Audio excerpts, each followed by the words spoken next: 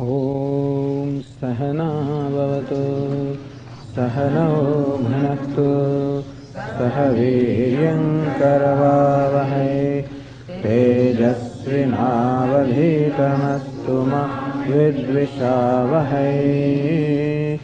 ॐ शान्ति शान्ति शान्तिः। Let us read the first three verses. On the page 7. Śrībhagavānuvaca param bhūyah pravakṣyāmi jnānānām jnānamuttamam yajñātvā munayas sarve paraṁ siddhimito gataः idam jnānamupāśritya mama sādharmyamāgataः sarge pinopajayante pralayena vyasanti ca mama yo nirmahad brahma tasmin garbham dadhamyaham sambhavas sarva bhutanam tato bhavati bharata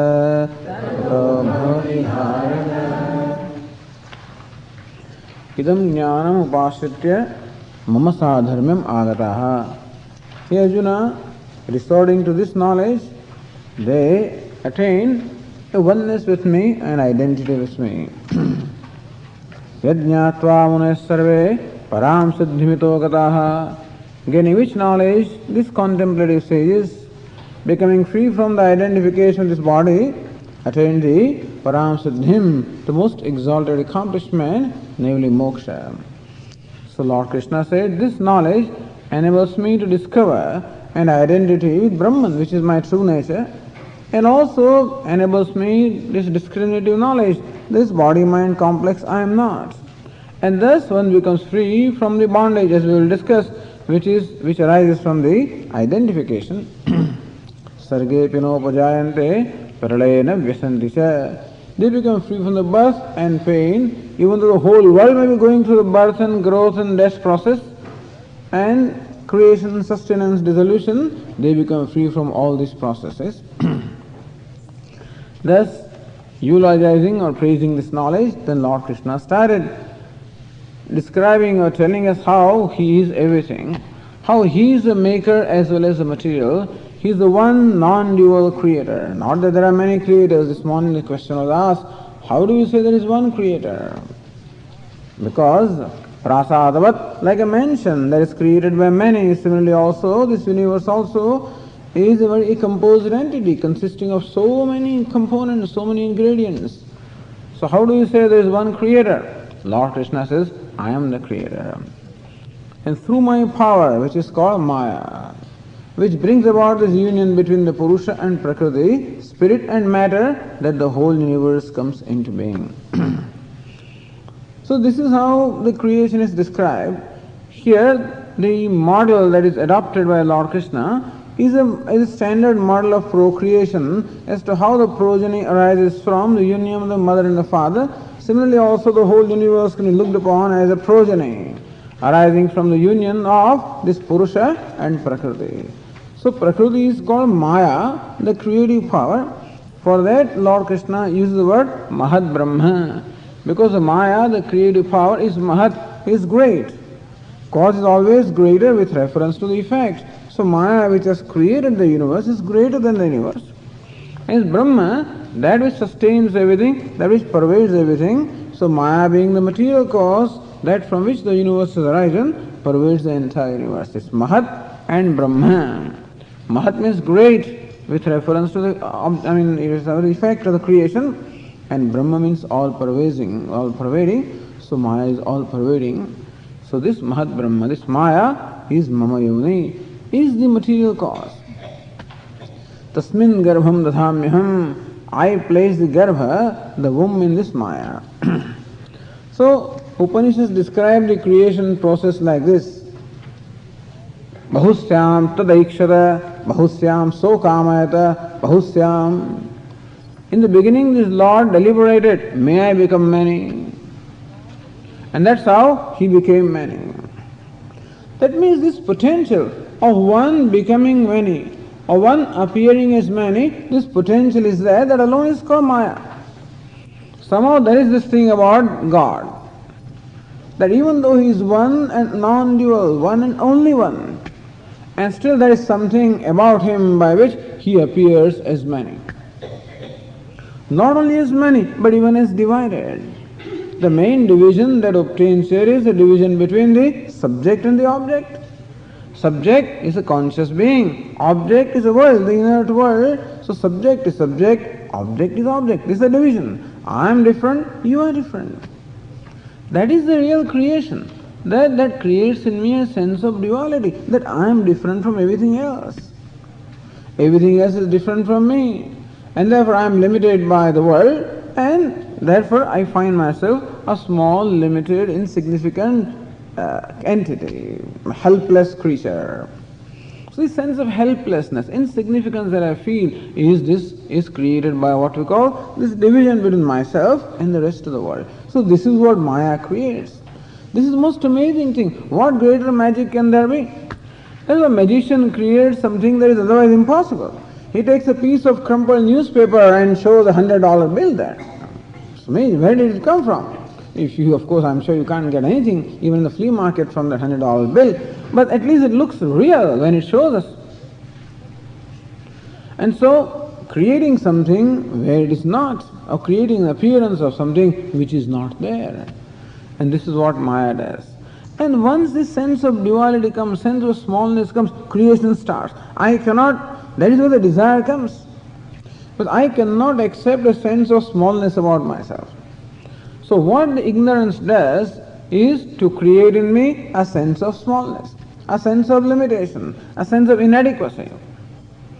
And that is against my nature, therefore that adequacy, smallness I cannot accept. And therefore there is an urge from within me to do something about it, to become free from the sense of smallness.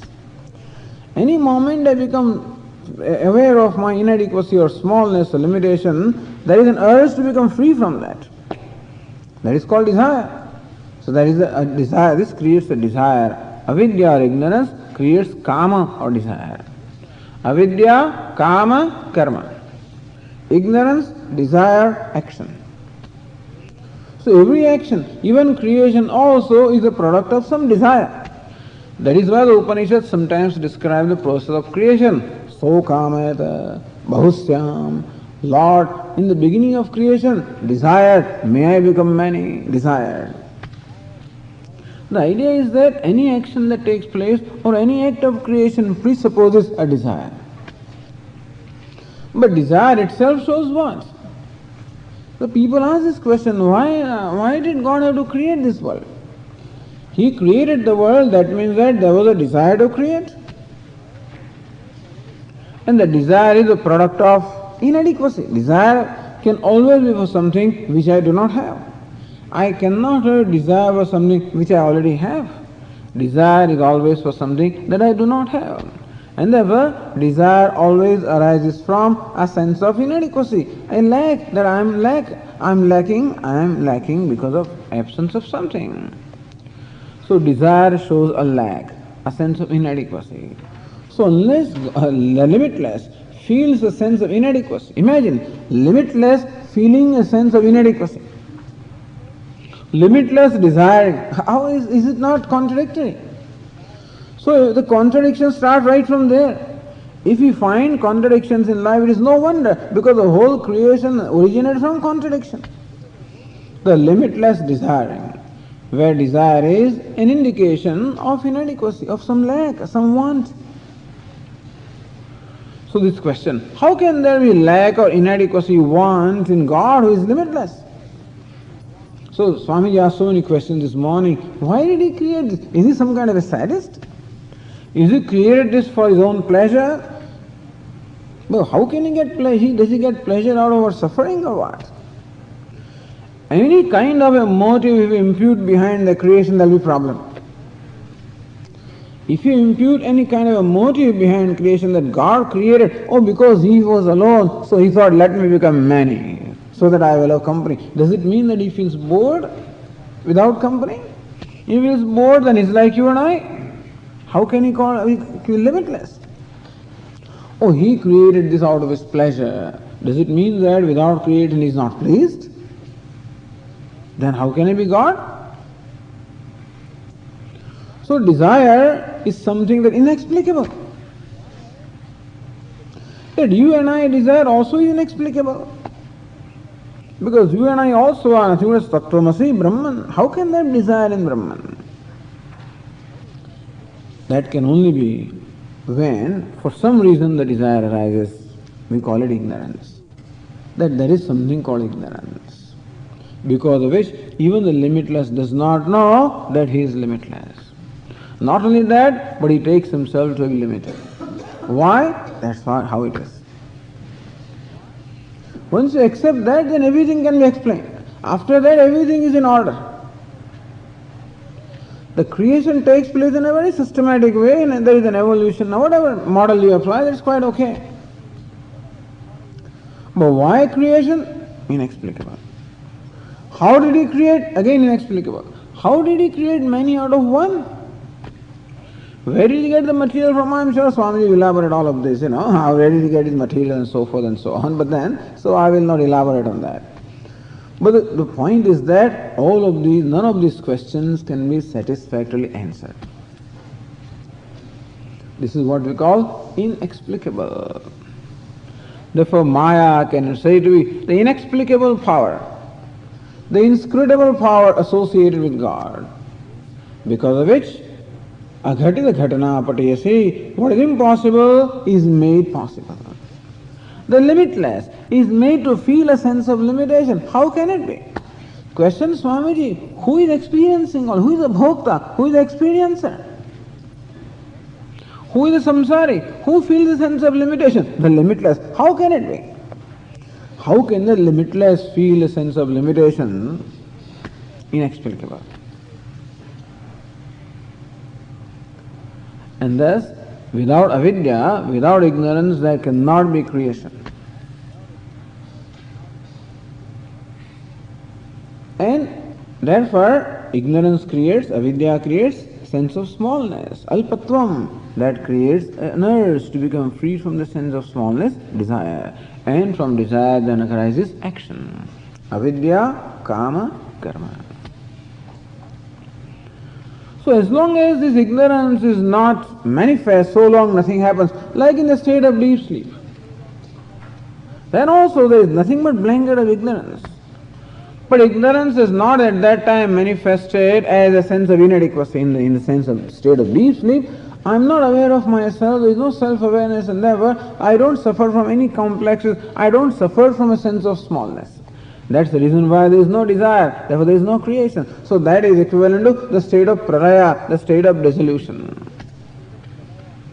But as soon as I wake up in the morning, I wake up with a sense of inadequacy, and then I become active.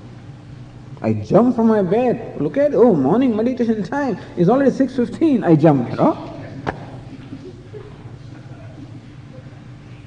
So this is how they explain creation. There are different ways of explaining creation, but one way of explaining is the process of waking up. From sleep, when I am totally asleep, to the state when I totally become wake up. You can imagine several states or several stages there. That first of all, I wake up, just general awareness is there. Just general awareness. Then I become aware of myself as an individual.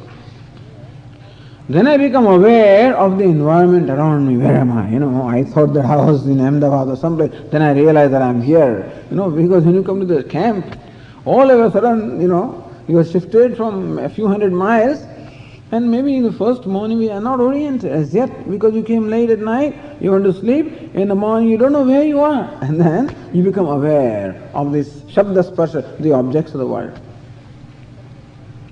So that's how Sankhya explain the process of creation. In the beginning there is nothing but Avyakta, unmanifest, blanket of ignorance. Then Mahat Tattva, what we call a general awareness. Then Ahankara, the sense of individuality. Panchatan Matrani, the 5 elements, I become aware of the elements, then I become aware of my body, then I become aware of where I am, time and space, where then what all I have to do, and then all activities start. And so Lord Krishna says that I activate my Maya. What is meant by placing Garbha in the Maya is activating the Maya. That the creative power is there in a sleeping state and then it is made active, and that's how the creation begins. Sambhava sarvabhutanam tato. At this point our intention is not to go much into this process of creation, etc. The intention here is on the part of Lord Krishna is that I am the maker and I am the material. I am the one who creates everything, and therefore the material also I am and the intelligence also I am. Sambhava sarvabhutanam tato bhavati bharata. From this initial process of activating my Maya, sarvabhutanam sambhava, the creation of all the beings takes place from there. So whatever is created subsequently, so imagine that in the beginning of the creation, the first desire arises, a cosmic desire arises, may I become man, whatever that desire is. Imagine all the living beings, all the creatures going to sleep simultaneously together, the whole world is asleep, imagine that state. That is called state of dissolution. But when we go to sleep, that time we don't get destroyed, we remain intact. In the sense that our personality remains intact, our desires and inadequacies and aspirations and everything remains intact, it just becomes blanketed by ignorance, doesn't get destroyed. So everything is there in a potential state, in a state of deep sleep. That's the reason why when I wake up, the same person wakes up, not a different fellow. So similarly also they say that what is called pralaya, or the state of dissolution, is all the creatures go to sleep simultaneously, the whole world is sleeping. And then the first desire arises at the beginning of creation. We know what that desire is? Is the combined desire of all the creatures. The combined desires of all the creatures becomes the very first desire at the beginning of creation, and from then the creation unfolds. That one desire, one sankalpa, one deliberation unfolds itself in the form of this creation. That is going on and on. Sambhavaha sarvabhutanam tato bhavati bharata. Hey Bharati Arjuna, from that the sambhava, the creation of all the beings takes place from that. In short, Maya is something that is dependent upon me. It is my power. I activate that power and bring the whole universe into creation. Bring the creation of the whole universe. Lord Krishna says, not only at that time I am. So it's not that Lord created only at that time. The creation continues. But Lord, you said that you are the creator of all the beings, but we find beings created from their own parents. Where are you in that? I find the plants are being created from seeds. Where are you? I find that the human beings are born of the parents. Where are you in that? So all these things that are being born, we find them being born from their respective causes. Lord Krishna says, I am the creator. How can you be that? Maybe you created at the beginning, but right now who creates? Right now we find that the progeny or the creation takes place from the respective causes. For example, this pot also is created from its own cause, which is clay. And the cloth is also created from its cloth, that is cotton. Where are you in that? Sambhavaha sarabhutanam tato bhavati bharata. Here Arjuna, all the beings, the birth of all the beings takes place from me, but we find that the birth of beings takes place from their own causes. So question is, where is God? When I sow a seed, and when a sprout comes and a plant grows, where is God in that? Or when I am born from the womb of my mother, where is God in that? So Lord Krishna explains in the fourth verse how He is the one who creates everything at all the times. Sarvayonishu kaunteya Sarvayonishu kaunteya Murtayas sambhavantiyaha Murtayas sambhavantiyaha Tasam brahma mahadyonihi Tasam brahma mahadyonihi Aham bija pradapita Aham bija pradapita. Hey Kaunteya, O son of Kunti, Yaha Murtaya Sambhavanti, whatever forms are born, Sarvayonishu, from all the wombs. So whatever forms are born from any womb, whether it is human beings, whether it is gods, whether it is animals, birds, whatever it is. So whatever creature that is which is born, whether mosquitoes, whatever it is. So whatever forms or beings are born from whatever wombs, Tasam Brahma Mahadyonihi. Understand that my Maya is the real material cause, that's the mother. So no doubt the birth takes place from the mother and the father. But Lord Krishna says whenever a birth of any creature takes place, understand that the mother there is nothing but my Maya. Aham bija pradapita, and I am the seed giving father. I am the father and my Maya is the mother. And so, it may appear as though the local parents are the cause for the birth of the child. But Lord Krishna says, that very creative power, because of this, when that fertility which is there, that because of which this creation birth takes place, Lord Krishna says, the very creative power is my Maya. And the very conscious person who is involved in creation there, understand that I am. Aham bija pradapita. I am the one, I am the father, the seed-giving father I am, and the material cause is my own Maya. So wherever any creation takes place, no doubt the local causes are there, but through causes, Lord Krishna says, it is I who create through all the various causes. So birth of all the human beings, or all the creatures, all the plants, animals, whatever it is, any birth that takes place, understand, all of that takes place because of me. Not only birth of even living beings, even birth of such things as a pot. There also, the material is there, the material is clay. Lord Krishna says that there also creative power is involved. Even a pot maker also makes a pot, some intelligence is involved, a creative power is involved. Intelligence, Lord Krishna says that I am. And the creative power is nothing but this Maya. And thus it is a union of the intelligence and the creative power, which every moment, not only that I was born when I was born from the womb of my mother, but the birth constantly takes place. So every moment, thousands and countless cells are being destroyed and new cells are being created. And I think that I am the same person who was born, but they tell me that in 7 years, or the blood is completely changed. And I don't know, all the cells are also changed, everything is changing. Thus creation constantly takes place. And creation can take place only when there is a creative power as well as there is intelligence.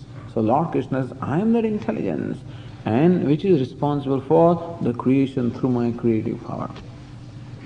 So now if you want to see God, you can see Him like this. Wherever any creation takes place, you can see His play. The play of that same intelligence, same consciousness, playing through the Maya or the creative power everywhere. Whether you're watching the plants, you're watching the creatures, you're watching the worms, you're watching anything you're watching, you can see. Not only of the conscious sentient beings, even the creation taking place in the insentient world also, there also Lord Krishna says, I am the creator. At least when we understand this, one thing that can happen to us is that at least we can become free from any pride. As Swamiji was saying yesterday, I guess, about the self-made person, so I'm the self-made man. I did everything again, but then it's nice. And still at least I says, that's all right. But it will be helpful for me to remember that when I do something, the ability to do that, that's a creative power. Oh, I did it by my own strength, but the strength that I have, by my own intelligence that I have. So any kind of power that I have, all the power is nothing but the power, the original power, Maya, manifesting through me. And of course the power alone does not work, is not enough. There must be intelligence also that directs that power to function in a certain way, and that thus always this union between Purusha and Prakriti, the spirit and the matter. So Lord Krishna says, whatever creation takes place anywhere, always takes place on account of me. I am the creator everywhere. And there is no creator other than me. Not only he is a creator, but he is a creation also. Not only he is a maker, but he is the material also. Not only is the intelligent cause, he is the material cause as well. And therefore, whatever there is in the universe is nothing but himself. The subject also is him, the object also is him. The sentient also is him, the insentient also is him. The saint also is him, the sinner also is him. And thus, all of this was discussed in great detail in the earlier chapters, like the 7th chapter, like the 10th chapter, and will be again told in 15th chapter. Lord Krishna, 9th chapter, keeps on describing his glories, essentially declaring that he alone is everything. Mattah parataram nanyat kinchidasti dhananjaya. Hey Dhananjaya, there is nothing in this universe other than me. You know what it means? Then the question is, Swamiji, who is the samsari then? Who is the one who is suffering from this, who is suffering in this process? Who is the one that undergoes the process of birth and death? Who is the one who is bound? Who is the one who is to get liberated? Who is being born? Who is dying and who is suffering from this process of transmigration? Who is that? Only one answer can be there, and that is him alone. So is Brahman alone. So God alone or Brahman alone is the one who is samsari also. Means that's the one who is to be liberated also. And thus we are told how, on account of ignorance, this God or Brahman alone becomes a jiva. He becomes as though an individual being and suffers from the sense of limitation and then struggles to become free. So it is not that God, because question is often asked, why should God create why should God do this? Why should he create us and then have this ignorance and then have a struggle through all of this? So if God created all the people who are different from him, then these questions would have been all right. But inasmuch as the one who is suffering also is nothing but himself, and therefore, inasmuch as there is no real creation, and as much as therefore there is no real suffering, as we'll see, and as much as is not really affected by whatever is happening at the level of upadhi or prakriti, therefore these questions also do not really have a place. Otherwise, if God was creator and the universe was created, if you are someone who was different from the creation, then there would have been many, many questions. And these debates we see every day. There are so many articles being written about science and religion these days, and scientists also searching God, and scientists finding God, and so forth and so on. So the scientists, so they think that the God is the one, when there is a phenomenon that we can explain, then it is due to God. But whatever phenomenon we can explain is not due to God or something like that. Some kind of idea they have about God. They always imagine God to be someone different from the universe. So here it's very important to know that the creator and the creation, both of them are him. Therefore, nobody is inflicting pain upon anybody else because everything is just one. So all you can say, if you wanted to say, is that all of this then turns out to be nothing but a play. All of this turns out to be nothing but the play. And so the killer also is him, the killed also is him. The sufferer also is him, suffered also is him, everybody is him. And therefore, all of this turns out to be nothing but play. You can say that it is one God who assumes all these various costumes. So Prakriti gets divided into many ways. So each of these bodies or each of these personalities is a product of Prakriti, which is many. And the person, the Purusha associated with all of them is just one, just as one electricity being associated with many bulbs and many appliances. And the differences are in the bulbs, so therefore we have differences in the intensity of light, but just as only one electricity manifests through all of them, and so also the difference is obtained at the level of personality. But the person is only one, and the personality can be said to be an equivalent of a costume of an actor. Just an actor may put on variety of costumes and take different roles, and so also we can say one person or oneself assumes so many costumes and seems to play so many roles. And thus all of these then turns out to be a role playing or just a play. And that's the only way it can be explained, in which case many questions that bother us, all these questions can be resolved when we understand that He is both the maker and the material. That means He is the one who alone manifests in every role. Now, thus, this was one important thing that Lord Krishna wanted to clarify, that He is the one sole creator and one non-dual, and there is none other than Him. Now, the another question that arose earlier from the earlier chapters as to what are these gunas? How does the limitless get bound? In what manner does it get bound? So what are those which bring about the sense of bondage in the self who is limitless? In which manner the bondage takes place? And how to get liberated from this bondage? So the process of bondage is now being described here. Not to give so much reality to bondage, but for us to understand how to become free from that bondage. And so from the 5th verse, for the next as many as 14 verses, we'll have the discussion of what we call the 3 gunas, the sattva, rajas and tamas. So the 5th verse, Lord Krishna says, Sattvam rajas tama iti, sattvam rajas tama iti, gunah prakriti sambhavaha, gunah prakriti sambhavaha, nibadhnanti mahabaho, nibadhnanti mahabaho, dehe dehinam avyayam, dehe dehinam avyayam. Sattvam rajah tamah iti gunaha. Lord Krishna says that these are called gunaha, these are called guna. This word guna actually can be translated as qualities, but that is not the meaning of the word guna here. Guna does not mean quality here, guna actually means constituent. So sattva, rajas and tamas, and Lord Krishna himself will explain what is meant by this. Right now he just tells us that there are these 3 gunas. An interesting meaning of the word guna is rope. So guna also means a rope. That is why Sankhyas use this word guna. So guna is a word that is used by Sankhya, it's a technical word. In a common parlance, the word guna means a quality. And quality is always dependent upon substance. Quality is that which is always dependent upon a substance. For example, this is a cloth which is orange color. So orange can be said to be the quality of this cloth, and the orange itself cannot exist independently. It always requires a locus, like a substance, that is a cloth.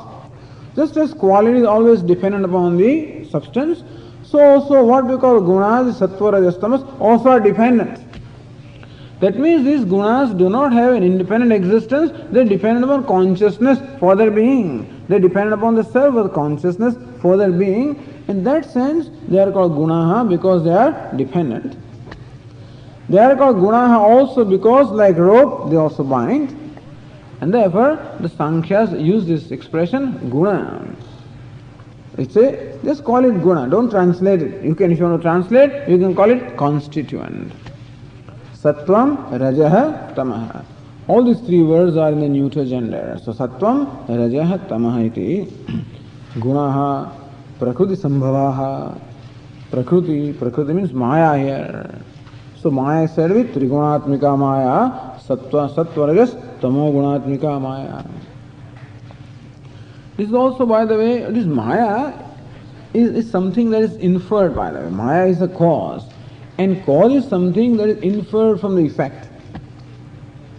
We are not going to discuss too much about Maya here because that's, already there's enough thing here, and talking too much about Maya perhaps can further can create certain, our heads can start reeling. But basically, Maya is a cause, and Maya is not something that we can perceive. What we can perceive is the effect, namely the creation of the universe. That's the creation. And from the effect cannot be unless the cause is, and therefore the universe must be born of a cause. And the cause and the effect must have the same kind of characteristics as the cause has. So therefore, as the Sankhya explained to us, when we observe the universe, we find that the universe is made up of these three gunas. One way to explain the universe is that it is made up of 5 elements.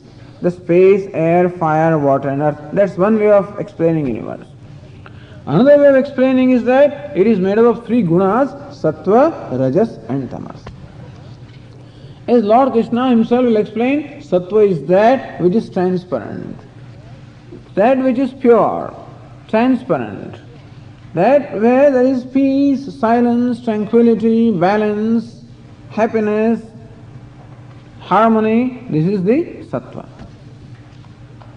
Rajas, as Lord Krishna will explain, where there is an attachment, where there is activity, when there is restlessness, agitation, that is the rajas. And tamas, where there is dullness, darkness, laziness, inactivity, lack of any kind of motivation, this is the tamas. Sattva, rajas and tamas. So every human being is, the disposition will be explained as a composite, as a combination of these 3 gunas, sattva, rajas and tamas. So that's what we find about ourselves also. Sometimes we find our mind is very tranquil, very peaceful, we enjoy tranquility, peace, transparency, cheerfulness. There are moments when we enjoy that. That is the sattvic state of mind. Supposed to be there in the morning, when we wake up in the morning. It's not always there, but supposed to be. That's why, because if we had a good rest during the night, if we had good sleep, then we wake up fresh in the morning. At that time the mind is more likely to be quiet and tranquil and cheerful. Sattva. As the sun rises then, as the sun rises and the sun starts rising up, slowly the Rajoguna starts. That's the reason why usually the activities should start at the sunrise, not before that. In India, of course, the activity starts at 11 o'clock, so forth, when the sun is already high. But in the Western countries we find people go to work at 10 o'clock, 10:30, 11 o'clock, But here we find people go to work at 7 o'clock, 7:30, early morning. So that's when, and then as the sun rises, Rajoguna, Rajas also increases. And then when the sun starts setting, the Rajas also decreases, giving place to Tamas. So early morning, when the whole atmosphere is very tranquil, Sattva. When the sun rises, then the beings also wake up and all the activity starts, Rajas. And then when the sun starts setting, slowly Tamas, and then darkness comes in the night, that is the Tamas. Sattva, Rajas, Tamas. In our own self also we find, as we say, perhaps in the early morning when the mind is quiet, Sattvic mind. During the day the mind becomes active, Rajas. In the evening, slowly I am tired. At night then I fall asleep, Tamas. Sattva, Rajas, Tamas. Or even any other time this can be. It's not that at night that is always Tamas. Sometimes people are awake at night also. Sometimes during the day also they are, the laziness comes. But the idea is that the mind has these 3 dispositions. We call a person sattvic person when the sattva is predominant in the nature. We call a person a rajas person when the rajas is predominant in nature. We call this fellow a tamas person when the tamas is predominant in nature. But everybody has all the 3. There is nobody who doesn't have all the 3. Without these 3 we cannot exist. Everybody needs sleep and rest, tamas is required. Everybody needs some activity, at least even the person who has living in samadhi, he also requires to eat food and some activity is required. He has to go out for bhiksha and eat his food. Some rajas is required. So sattva, rajas and tamas. So that these are the 3 dispositions of which everybody's personality is made. Not only our personality of all the creatures is made. Not only of the creatures, personally the whole universe also is made that way. Sattva, Rajas and Tamas. So this is the model that the Sankhyas have supplied us. That we find that the universe, which is a creation which is in effect, displays the combination of Sattva, Rajas, Tamas. Therefore, the cause from which the universe is born also must have is Sattva, Rajas, Tamas. This cause is called Maya. Why is it called Maya? Because it is inscrutable.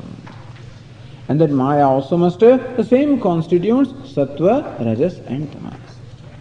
That is why while describing the process of creation, as in Tattvabodha, it will be said that now we shall describe the creation of the universe.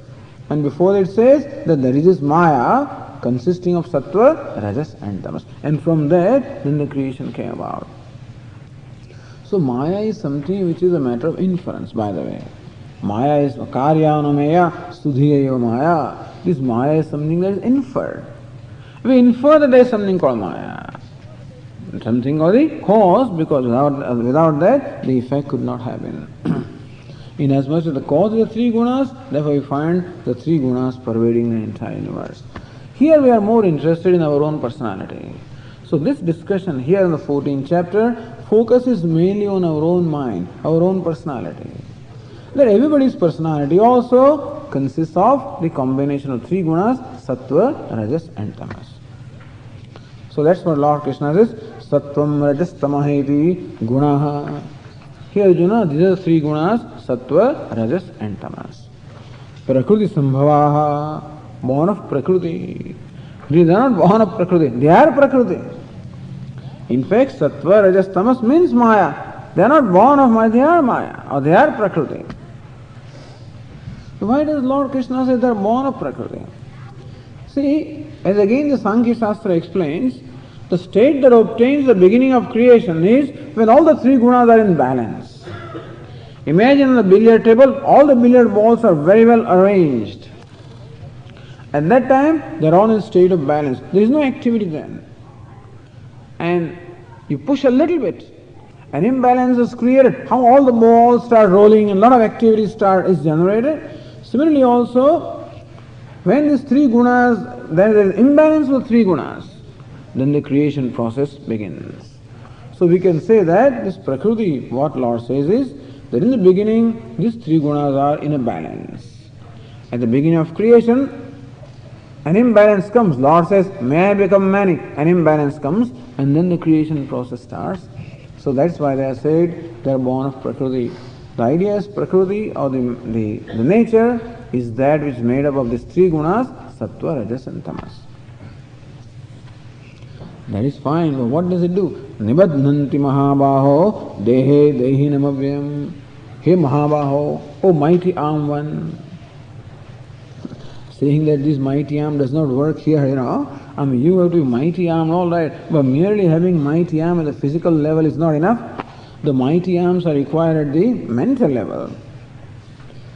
Dehe Dehinamavyam. These three gunas, this matter, this Prakriti, my nature, binds the Dehinam Avyam, binds immutable embodied being to the body.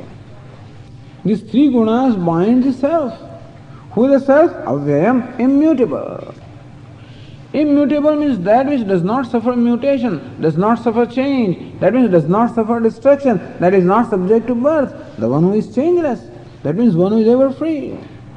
Avyayam, the self that is ever free, that is subject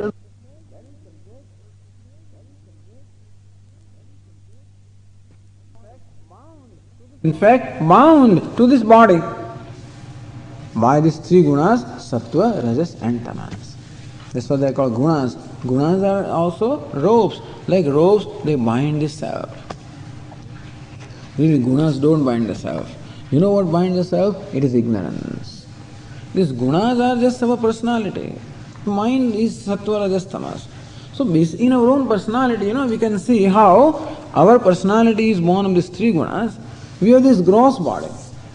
Then we have what we call the subtle body. The gross body is primarily the product of tamas, the gross. Then we have the organs of action, the 5 organs of action, and we have these pranas, they are primarily product of rajas. And with the five organs of perception and the mind, that is all the equipment of knowledge, they are primarily the product of sattva. So in our own personality also, from sattva are born the organs of perception and the mind. From rajas are born the organs of action and prana. And from tamas is born this gross body. So our personality that consists of the gross and the subtle body is a product of sattva, rajas and tamas. How can this bind the self? This personality consisting of the body, sense, mind, intellect complex binds the self. It cannot bind the self. This is this limited, little insignificant thing. How can it bind the self that is limitless? But it binds on account of ignorance. So what causes bondage really is not the body. What causes bondage is not the mind. It is not that I am bound because I have a body or I have a mind. I am bound because of ignorance. See, ignorance is that which binds the self with this prakriti or with this personality consisting of the gross and the subtle bodies. This we discussed earlier, how ignorance creates the sense of smallness. Ignorance means I do not know the true nature of myself. And therefore, I take what I am not to be myself. Thus, you must have heard this. Ignorance has these two aspects. One is called avaranam, other is called vikshepa. Ignorance says, let me write down, this is an important thing here, that's how Vedantis explain the bondage.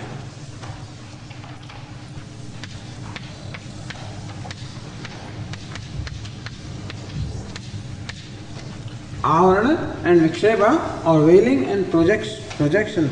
Together this is called avidya.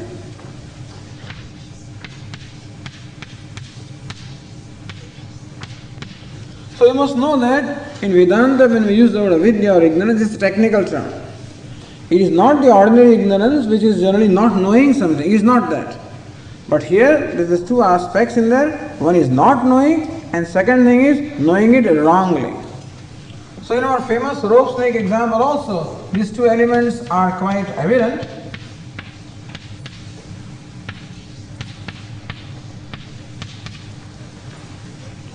You know when this projection of snake can take place? It's an interesting thing.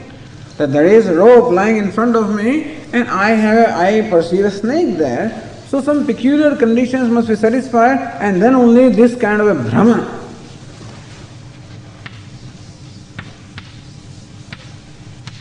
Brahma is a projection, vikshepa or delusion.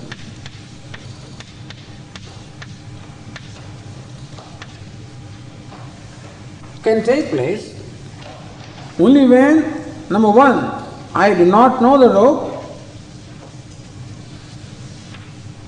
ignorance of rope,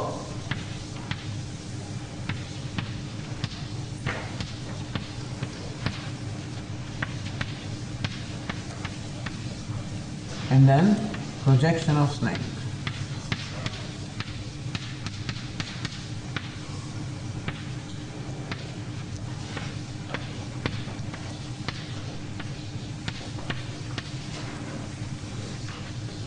So this is, as we said, is avarana, and this is called vikshepa.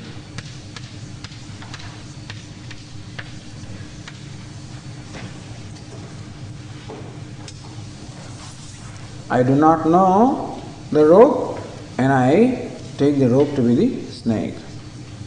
It's not that I do not know the rope completely. If I did not know the rope completely, there would have been no problem. Let's say I'm walking by, a piece of rope is lying there, there was pitch darkness. I did not see the rope at all.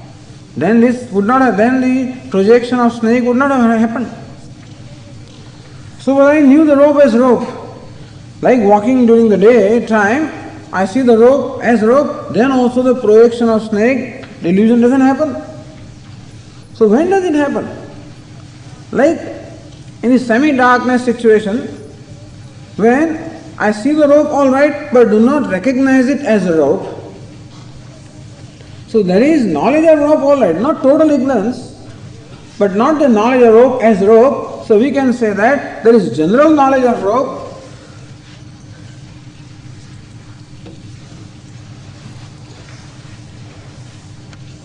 what we call the samanya jnana.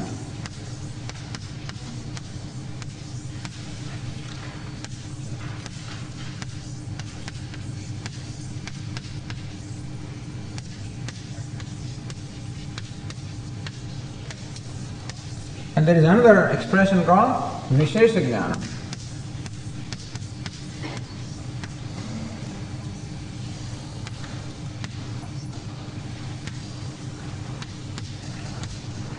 The particular knowledge.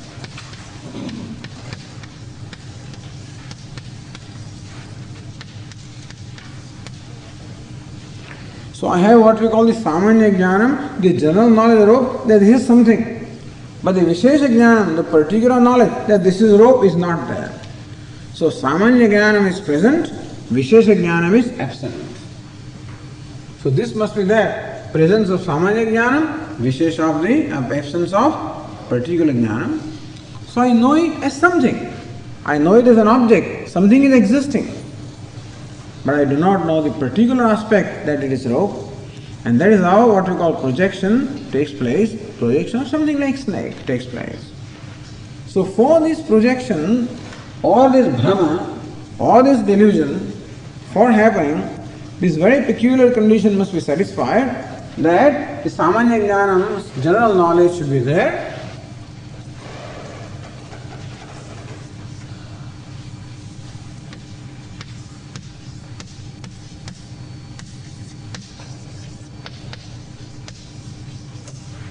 And this particular knowledge should not be there.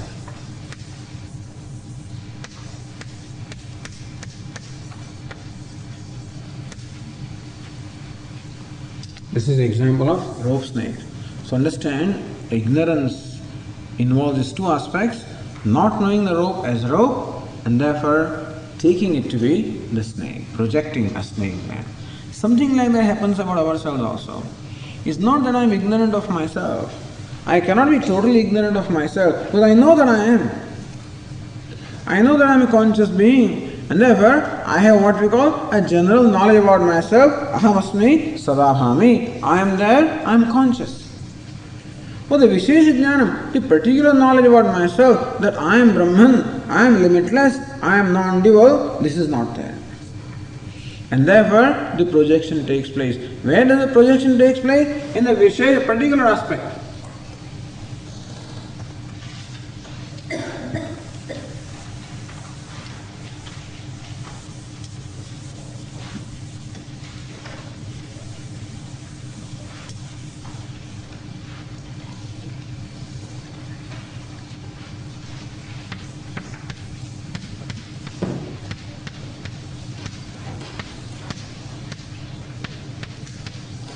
When we say this is a snake, this involves two elements. One is this is. Really, this belongs to the rope. The this is part, belongs where, to the rope, because I know that object, this, but the rope part I do not know. Of that object that is lying in front of me, I know it as generally existing there, but I do not know specifically that to be a rope, and therefore this element, this part belongs to the rope, and this is projection.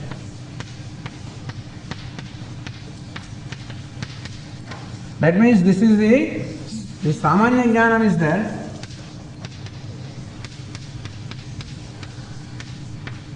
So we say that this is the samanya jnanam, and this snake is that which is the projection. When samanya jnanam is there, vishesha jnanam, that rope is not there, then the projection happens. Similarly, in our case also, the samanya jnanam is that I am, is the samanya jnanam, I am. But I do not know that I am immortal, limitless, therefore I take myself to be immortal. Ignorant.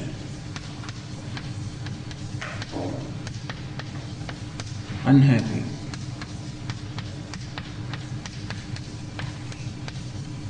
So this is bondage. How these two things are tied together. This and these are tied together. This is called the bondage. Two things are joined together. There is a knot between the two. This is called granthi. So also when I say I am mortal, you know what is I am? I am actually the self, the Atma. Who is mortal, you know? This body, this prakriti. So how these two things are tied together? Nibadnanti mahabaho. Dehe dehinam avyam. This is called dehinam.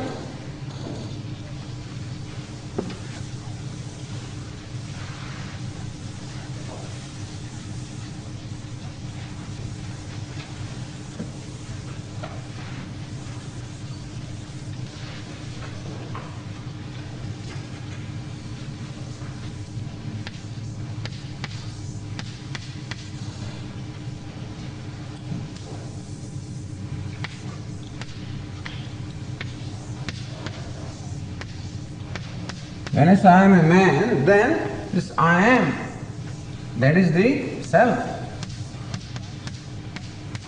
What Lord Krishna here calls the embodied one.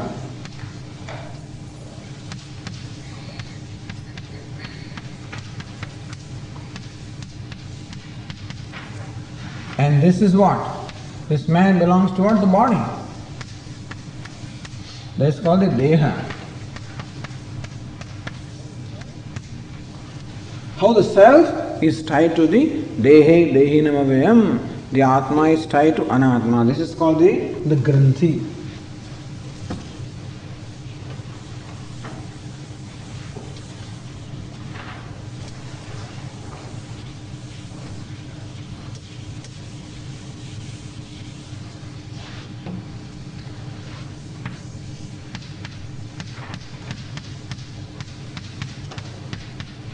Or the knot.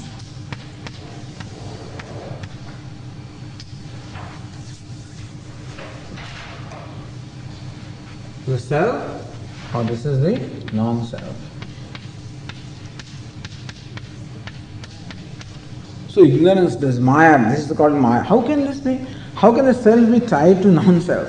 How can the limitless be tied to limited? It's not possible. And so you find it happening. This is not logical in any way at all. It doesn't make sense. How can the self, the limitless, ever free, how can it be tied to a body which is just insignificant little speck in existence? How can it be tied? How can the self, this idea of mortality, the bondage be created? It just doesn't make sense. But still it is our experience. I say that I am a man, and that I am is nothing but the self, is nothing but the limitless, and still I proclaim myself to be a man or woman or whatever. That means I take myself to the body. Somehow this happens. How does it happen? Inexplicable again. That's why it is called Maya.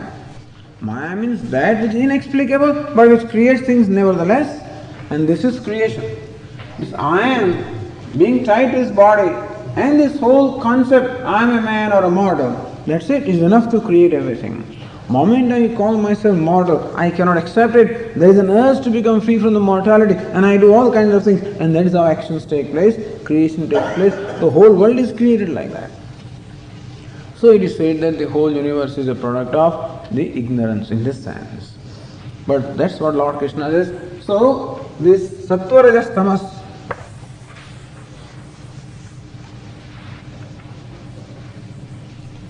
so this is called prakriti.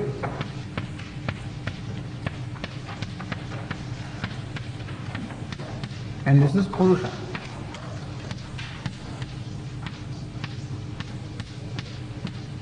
This Prakriti itself is Sattva,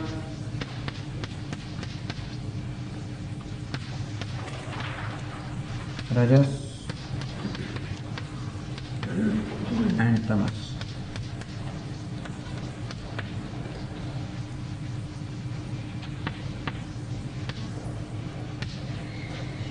So Purusha is bound to Prakriti, tied to Prakriti.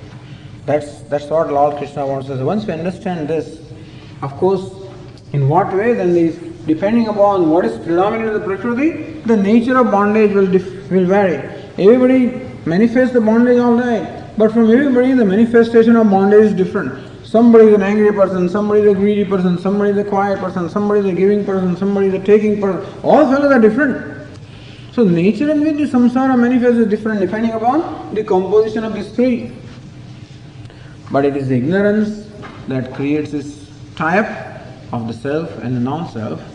And so, dehe dehinam avyayam, even though avyayam, this is immutable, this is immortal, it's ever free, limitless. Some hand is somehow tied to this which is mutable, which is mortal, which is limited in every way.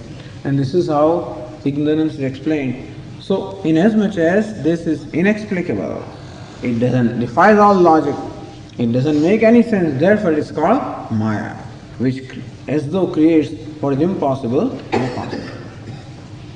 Understand also that this bondage also is an appearance. Not that Maya, this snake is an appearance, similarly also that I am bound also is an appearance. But until I know the snake to be real, unless I know the snake to be a projection, it's a real thing for me. And so until I find out that the sense of mortality is unreal, it is very real from me and I suffer from that. So just as the perception of snake creates fear and all kinds of reactions in me, and so also this sense that I am a human being, I am a mortal being, creates all kinds of reactions and suffering in me. And so all of the suffering is though no reason to be there, is all there. And that's why the cause is said to be Maya. Maya means that which is inexplicable. So this is how, then everything can be explained. Once you accept this, then everything can, then analysis will work from here on. All psychology, everything will work from here on. But as to how this came about, that is where this process of ignorance is described. Okay.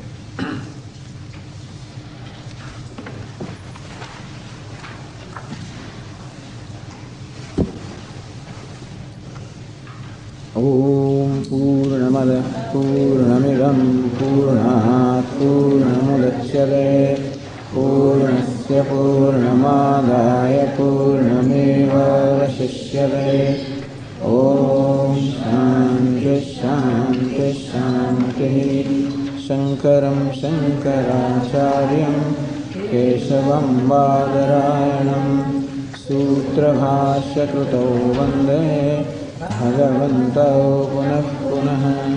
Ishvaro Gururatmedi Murti Bheda Vibhagine Vyomavadyapta Dehaya Dakshinamurtaye Namaha. Om Shanti Shanti Shanti. Hari Om.